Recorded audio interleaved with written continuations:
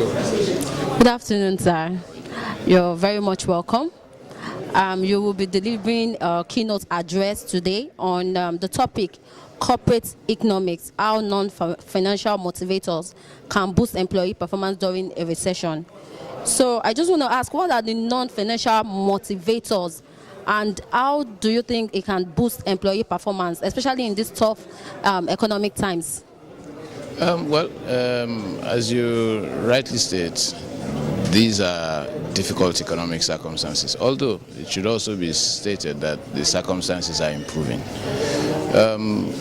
The challenge that a tough economic environment poses is simply companies are more mindful of how they use their cash. One, the cash is reduced, and therefore you need to find other ways of keeping people interested, those who work with or for you, keeping them interested whilst the performance of the company improves. So what can you do? There's a study that Mckinson did. I think it's a bit dated now, it's about 2009, but Mckinson did show that people are actually, whilst people are interested in cash, but they're also they're also motivated by non-cash things. For example, recognition is very, very important. Indeed, the Mckinson study that I point to, even though you and I would put cash at the top, but it turns out that non-cash items such as recognition are actually valued more by those who are at work than those for whom they work.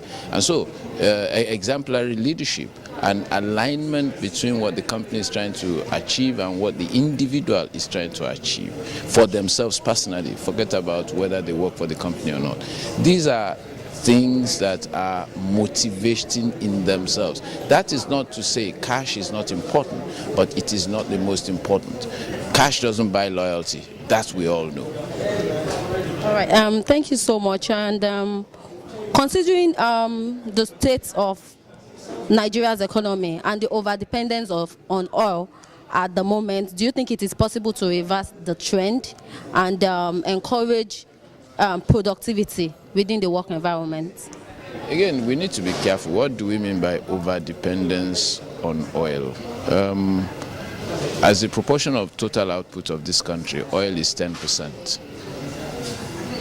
However, where oil is very important is that it provides more than 90% of total foreign currency income, and it's slightly over 70% of government revenue. So from those two dimensions, yes, we are over-dependent on it, but in terms of its contribution to total output, I'm not sure that over-dependence is anything near.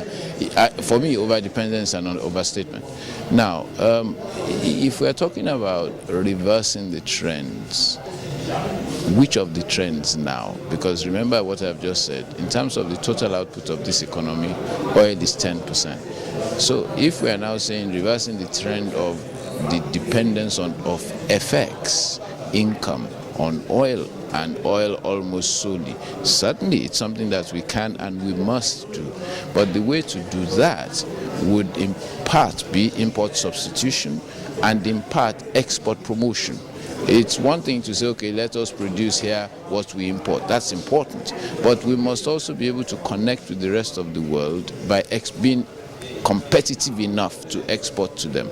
So it's a combination of those two things.